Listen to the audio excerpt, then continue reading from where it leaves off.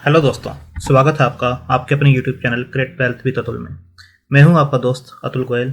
आज हम बात करेंगे एक एनबीएफसी सेक्टर से जुड़ी हुई कंपनी बजाज फाइनेंस की, बजाज ग्रुप की कंपनी। जो शेयर मार्केट में काम करते हैं सबने इसका नाम सुना होगा, काफ़ी पैसा बना के दिया है, चाहे वो ट्रेडर हो, इन्वेस्टर हो, और चाहे जो शेयर मार्केट से नहीं भी जुड़ा हुआ उसने भी इसका नाम सुना होगा। कहीं ना कहीं क्रेडिट कार्ड्स या रिटेल शॉप्स के ऊपर आपने इसका नाम बिल्कुल सुना होगा। तो अच्छी कंपनी है, दिग्गज कंपनी है। और किस टाइप के इसके अभी रिसेंट में रिजल्ट्स रहे थे उसके ऊपर बात करते हैं। उसके बाद ये जो शेयर प्राइस है काफ़ी प्रेशर में नज़र आ रहा है, कुछ इंप्रूव होता है, बाउंस बैक करता है, अगेन एक होप लोगों में आती है कि शायद यहाँ से अगेन ये चलता हुआ नज़र आएगा। अगेन ये जो है नीचे फिसलता हुआ नज़र आता है। आप चार्ट के ऊपर भी देख सकते हैं, यहाँ पर 52.95 का इसने 31 दिसंबर 2020 को एक हाई बनाया। उसके बाद स्टॉक नीचे गिरता गिरता 4719 के आसपास आ गया 18 जनवरी को। अगेन इसने ऊपर चला, 5118 का एक अच्छा लेवल बनाया 21 जनवरी को। फिर गिरता हुआ ये अगेन उसी लेवल के आसपास आके खड़ा हो गया, यहाँ पर 4719 का 18 जनवरी को बनाया था। तो काफ़ी अप डाउन्स हैं। किस वजह से अप डाउन है? क्या बैंक निफ्टी में कुछ गिरावट है उस वजह से है? क्या बजट की वजह से गिरावट है? या कुछ टेक्निकल्स कह रहे हैं या इसके रिजल्ट्स कुछ कह रहे हैं, पर गिरावट कितनी है वो हमें देखना है। और लॉन्ग टर्म में जो शॉर्ट टर्म की ये चीज़ें हैं, कुछ बजट से रिलेटेड या कुछ रिजल्ट से रिलेटेड, क्योंकि एक दो क्वार्टर किसी भी कंपनी के अप डाउन हो सकते हैं, हर क्वार्टर में एक्सपेक्ट नहीं किया जा सकता वो रिकवर करेगा या अच्छे रिजल्ट देगा। बट लॉन्ग टर्म में कोई भी कंपनी होती है, सस्टेन करती है इन चीज़ों को, ग्रोथ को, तो बिल्कुल रिजल्ट देती हुई दिखाई देती है। तो बजाज फाइनेंस लॉन्ग टर्म के लिए एक अच्छा शेयर है और इसको ये जो नीचे गिर रहा है तो एक बाइंग अपॉर्चुनिटी है, इसको हमें खरीदना चाहिए और अपने पोर्टफोलियो में रखना चाहिए। आने वाले टाइम में भी अच्छे रिजल्ट्स आपको निकाल के देगा, अच्छे रिटर्न्स बना के देगा, वेल्थ बना के देगा। तो किस लेवल के ऊपर खरीदना चाहिए, किस लेवल के ऊपर नजर रखनी चाहिए? सबसे पहले है एनबीएफसी से जुड़ा हुआ सेक्टर है, लॉन्ग रन के लिए अच्छा है, सेक्टर सस्टेन करेगा, इकोनॉमी से जुड़ा हुआ सेक्टर है। सेकंड, बजाज फाइनेंस पहले भी रिजल्ट्स अच्छे निकाल के दिए हैं और आगे आने वाले टाइम में भी अच्छे निकाल के देगा। बट अब वैल्यूएशंस कैसी हैं, किस लेवल पे खरीदना चाहिए? क्योंकि बाइंग प्राइस जो होता है हमारा, वही सब कुछ हमें बताता है कि कंपनी अच्छी है या बुरी है हमारे लिए। अगर इसी शेयर को किसी ने 5500 पे खरीदा है, 5400 पे खरीद रखा है, तो उसके लिए ये खराब शेयर है। और अगर किसी ने इसको अभी भी 3000 के आसपास खरीदा हुआ है तो उसके लिए बहुत ही अच्छा शेयर है। तो बाइंग प्राइस काफ़ी कुछ चीज़ें हमारे लिए डिसाइड करता है। तो चार्ट के ऊपर देखेंगे, इस टाइप से चार्ट इसका नज़र आता है। किस लेवल के ऊपर ये इस टाइम खड़ा हुआ है, क्या उसको सस्टेन करेगा या उसको ब्रेक करेगा, और किस टाइप से हमें इसे लेना चाहिए, किस लेवल पे लेना चाहिए और क्या इसके टारगेट्स हो सकते हैं, उसे हम डिस्कस करेंगे। सबसे पहले देख लेते हैं कि बजाज फाइनेंस जो है प्रीवियस क्लोज 4810 रुपये का था, अभी जो काम कर रहा है 4732, 1.62% की गिरावट के साथ ये काम कर रहा है। 52 वीक हाई देखेंगे तो 5372 का है, 52 वीक लो देखिए 1783 का है। तो रिजल्ट्स पे भी एक और नज़र डाल लेते हैं। 2,85,000 करोड़ के मार्केट कैप है इसका, काफ़ी दिग्गज कंपनी है। ROCE देखेंगे तो 12% की है, ROE देखेंगे तो 20.2% की है, काफ़ी अच्छी दिखाई देती है। डिविडेंड यील्ड 0.21% का है, ज़्यादा इंप्रेसिव नहीं है, बट वेल्थ इतनी क्रिएट करके दी है, कैपिटल इतना अप्रिशिएट किया है कि डिविडेंड यील्ड नज़र नहीं आता उसके सामने। फेस वैल्यू 2 की है, 569 की बुक वैल्यू है और काफ़ी प्रीमियम पे काम कर रहा है। प्राइस टू बुक वैल्यू 8.32 का है। अगर इंडस्ट्री पी देखें तो 17 की है, जबकि इसकी पी 71 की है, तो प्रीमियम के ऊपर काम करता हुआ ये आपको नज़र आ रहा है। 200 EMA से बिल्कुल ये ऊपर काम कर रहा है और एक बुलिश मोड में है। अगर क्वार्टर ऑन क्वार्टर देखें रिजल्ट, जो अभी दिसंबर क्वार्टर के रिजल्ट इन्होंने डिक्लेयर किए थे, उसके अंदर देखेंगे कि 1632 करोड़ के जो फाइनेंशियल प्रॉफिट्स इन्होंने दिए थे निकाल के, और जबकि पहले सितंबर में जो थे 1370 के थे, उससे पहले दिसंबर में देखेंगे तो 2241 के आसपास थे। इसके बाद नेट प्रॉफिट्स अगर देखेंगे तो 1146 करोड़ के जो है नेट प्रॉफिट्स निकले और ये इंप्रूव हो रहे हैं पिछले 3 क्वार्टर से। मार्च क्वार्टर, जून क्वार्टर और सितंबर क्वार्टर से इंप्रूव दिखाई दे रहे हैं, बट दिसंबर क्वार्टर से कंपेयर करें, ईयर ऑन ईयर कंपेयर करें तो ये आपको डाउन दिखाई देंगे, 1614 से 1146 के आसपास। अगर ग्रोस एनपीए की बात करें जो परसेंटेज में है तो आपको यहाँ पे रिड्यूस होते हुए दिखाई देगी। 1.61 देखिए, यहाँ पर काफ़ी क्वार्टर से 1.6 के आसपास ये थी, तो 1.4, 1.03 और 0.55 के आसपास ये पहुँचे हैं। तो एसेट क्वालिटी इंप्रूव हो रही है। नेट एनपीए की बात करें तो नेट एनपीए भी आपको दिखाई देंगे 0.7 से 0.65, 0.5, 0.37, 0.19 के आसपास ये पहुँच गया। तो एसेट क्वालिटी कहीं ना कहीं अच्छी होती जा रही है, इंप्रूव हो रही है। तो आने वाले टाइम में ये आपको शेयर बिल्कुल अच्छे रिटर्न्स दे सकता है, बट कितना डाउन ये जा सकता है उस चीज़ पे हम देख लेते हैं। ट्रेंड लाइन को हम ड्रॉ करके देखते हैं पहले कि ट्रेंड लाइन हमें क्या कहती है।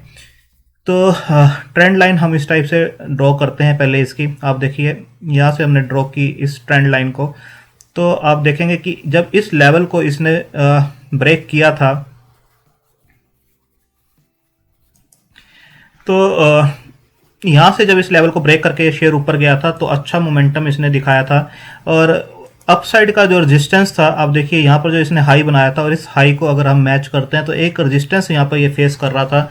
इस जोन के अंदर इस टाइम ये चल रहा है, यहाँ पर रेजिस्टेंस फेस करता है इस लाइन के ऊपर, ये बिल्कुल सस्टेन है क्योंकि पहले इस लाइन के ऊपर ये रेजिस्टेंस फेस कर रहा था। अगर इस लाइन के ऊपर इसने अच्छा रेजिस्टेंस फेस किया, यहाँ सपोर्ट ले रहा है, अगर इस सपोर्ट लाइन को अगर ये ब्रेक कर देता है तो आप देखिए 2-3 बार इस सपोर्ट लाइन से ही ये रिवर्स हुआ है। अगर इस लाइन को ये ब्रेक करता है तो आप देख सकते हैं कि फिर ये जो स्टॉक है आपको इस ट्रेंड लाइन जो नीचे की पहले की जो सपोर्ट लाइन थी, आप देख सकते हैं पहले इस लाइन के ऊपर ये सपोर्ट लेता हुआ नजर आता था और अब ये इसको अगर ब्रेक करता है, इसको ब्रीच कर देता है तो बिल्कुल इस लाइन के ऊपर ये सपोर्ट लेगा जो कि आपको 4180 और 4200 के लेवल तक के देखने को मिल सकते हैं अगर इस लाइन को ये होल्ड नहीं करता, जो कि 4680 के आसपास का लेवल बनता है। पहले भी हमने एक वीडियो बनाई है और उसके अंदर भी ये लेवल्स आपको दिखाए थे।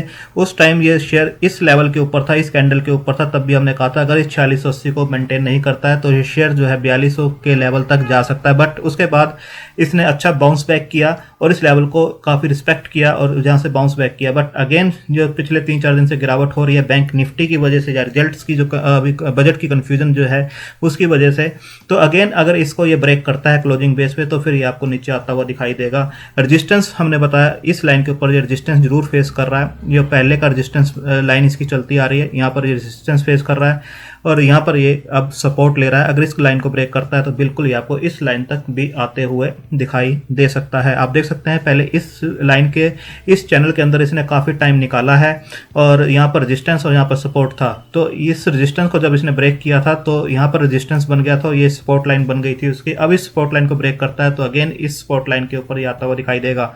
और सेकेंडली आप देखेंगे कि अगर मैं इन ट्रेंड लाइंस को हटा देता हूं तो अगर आप देखेंगे जो इसका पैटर्न बन रहा है तो आप देखिए एक इन्वर्टेड कप एंड हैंडल आपको यहाँ पर ज़रूर दिखाई देगा।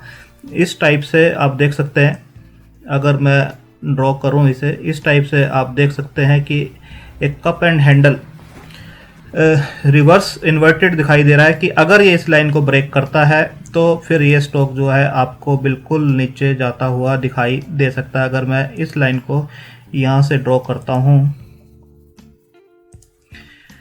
अगर ये इस लाइन को ब्रेक करता है तो बिल्कुल आपको ये स्टॉक जो है नीचे जाता हुआ दिखाई दे सकता है। आप देख सकते हैं इस टाइप की जो शेप्स होती हैं थोड़ी सी डेंजरस होती हैं। जब स्टॉक इस टाइप से ऊपर से नीचे आता है, अगेन ऊपर जाता है, फिर नीचे आता है ऊपर से प्रेशर लेता हुआ, और अगर इस लाइन को ब्रेक करता है जैसे लेवल मैंने बताया तो 4200 के लेवल ये बिल्कुल दिखा सकता है। बट अच्छी कंपनी है, लॉन्ग टर्म के लिए इस टाइप की करेक्शन शॉर्ट टर्म में बिल्कुल आती हैं और एक बाइंग अपॉर्चुनिटी देती हैं। और बिल्कुल अगर ये 4680 के लेवल को ब्रेक करता है कहीं ना कहीं तो बिल्कुल इसे बाय ऑन डिप करना चाहिए, अकोमुलेट करना चाहिए। पहले भी इसने अच्छी अपॉर्चुनिटी दी है और यहाँ पर देखिए 1700 के लेवल तक ये पहुँच गया था, 1600-1700 के लेवल पे 1785 का लेवल था, यहाँ पर 83 का लेवल।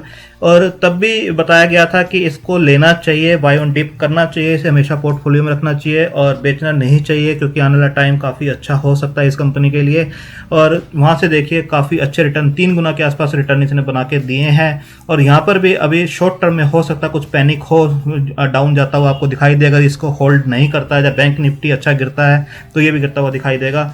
तो अगर इसको मेंटेन नहीं करता है, नीचे गिरता हुआ दिखाई देता है तो बाय ऑन डिप करना चाहिए और रखना चाहिए क्योंकि ये बाउंस बैक बहुत ही शार्प करता है और रिकवर बहुत जल्दी करता है। और अगेन ये 5000 से ऊपर निकलता हुआ आपको दिखाई देगा विद इन नो टाइम। तो जितना भी गिरता है आप इसे बाय कर सकते हैं, इवन मंथली SIP के थ्रू भी इसे अपने पोर्टफोलियो में जगह दे सकते हैं क्योंकि आने वाला टाइम बिल्कुल ये 5000 से ऊपर जाएगा। और लॉन्ग टर्म के अगले 2 से 3 साल के टारगेट्स जैसे जैसे quarter on quarter results improve होते रहेंगे तो ये 74-75 टारगेट्स भी आपको आने वाले टाइम में दिखा सकता है।